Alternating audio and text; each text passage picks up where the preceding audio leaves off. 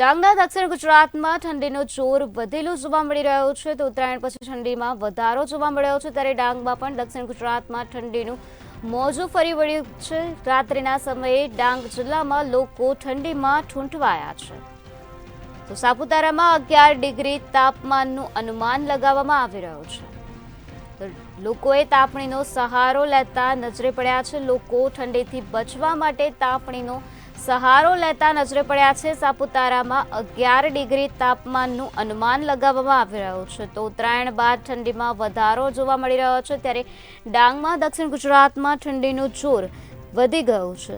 રાત્રિના સમયે ડાંગ જિલ્લામાં લોકો ઠંડીમાં ઠૂંઠવાયા છે ત્યારે ઠંડીથી રક્ષણ મેળવવા માટે લોકો તાપણીનો સહારો લઈ રહ્યા છે। સાપુતારામાં 11 ડિગ્રી તાપમાન નોંધાયું છે ત્યારે લોકોએ ઠંડીથી બચવા માટે તાપણીનો સહારો લીધો છે।